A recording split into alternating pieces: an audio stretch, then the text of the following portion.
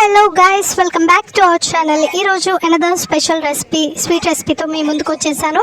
అదేది కాదండి, నేతి సున్నుండలు అనమాట.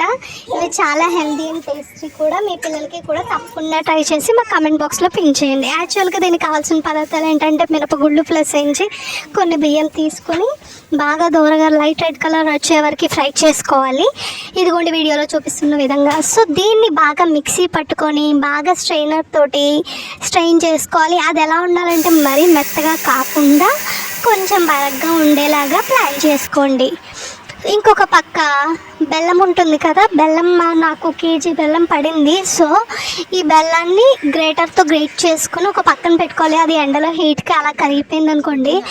ఇంకో పక్కన మిక్సీ పట్టుకున్న సున్నుండ, అదే మినపగుళ్ళు, అది బియ్యం పిండి పౌడర్ ఉంటుంది కదండి, అది కొంచెం స్ట్రెయిన్ చేసుకుంటూ పక్కన పెట్టుకోవాలన్నమాట. దీన్ని ఏం చేయాలంటే ఫస్ట్ ఇంకొక పక్క నుంచి నెయ్యి ఉంటుంది కదండి, నెయ్యిని కూడా కొంచెం వేడెక్కించి ఆయిల్ లాగా అయ్యే వరకు పక్కన పెట్టుకోవాలి.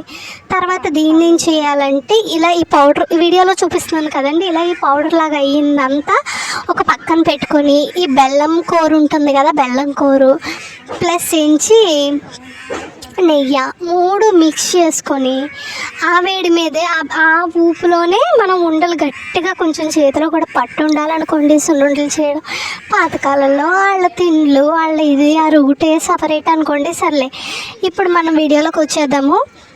సో ఇది బాగా స్ట్రెయిన్ చేసుకున్నాక దీంట్లోనే నెయ్యి ఇది అన్నీ వేసుకొని ఉండలు కట్టుకొని పక్కన పెట్టుకోవడమే. గుర్తుపెట్టుకోండి, మీరు బాగా మెత్తగా ఆడేశారంటే మటుకు అసలు బాగా రావు. నేను చెప్పిన టిప్స్ పాటిస్తేనే మీకు మంచిగా వస్తాయి. కొంచెం బరగ్గా ఉంటేనే తినాలి అనిపిస్తుంది. ఇదిగో వేడి వేడి సున్నుండలు రెడీ.